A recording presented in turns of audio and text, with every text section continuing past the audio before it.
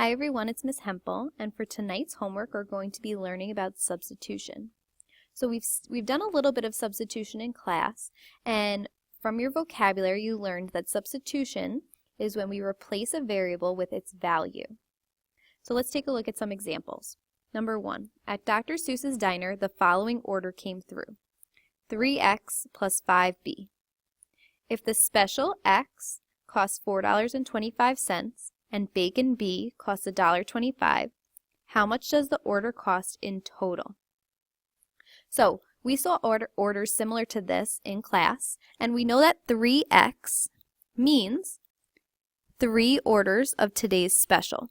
So really, to calculate the cost, we need to do 3 times x. So remember that 3x means 3 times x. And the same thing for 5b. 5b means 5 times the value of b.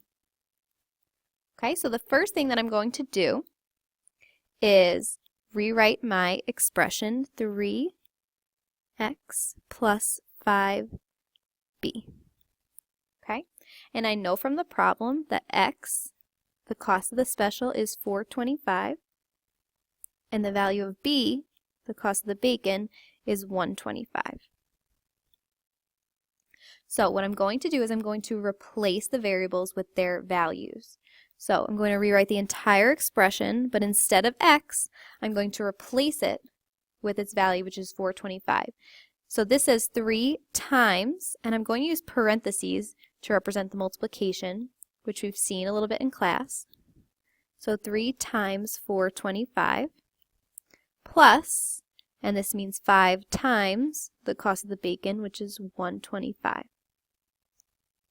So this expression says 3 times $4.25 plus 5 times $1.25. And now I just need to evaluate. Make sure you use the order of operations.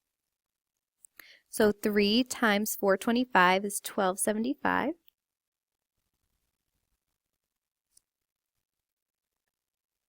And then I need to do the other multiplication step next. 5 times $1.25 is $6.25.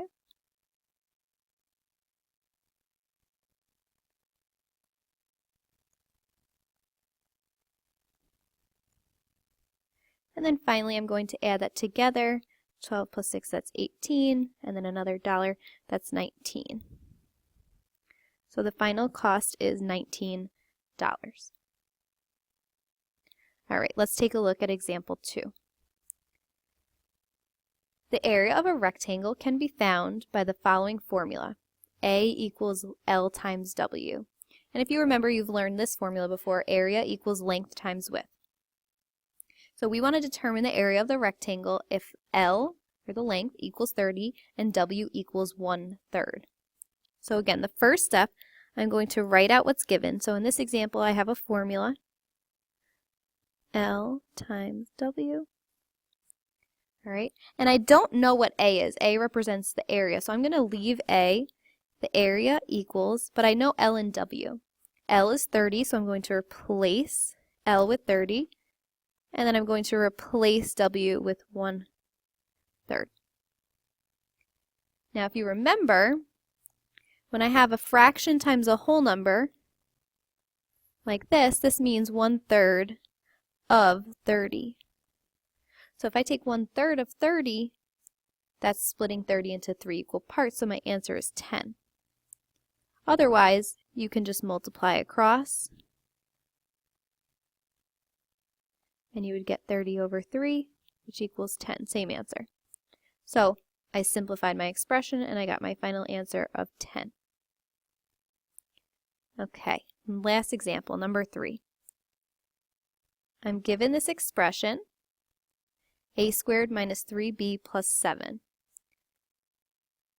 Now this problem says, what is the value of the following expression if a equals 4 and b equals 2?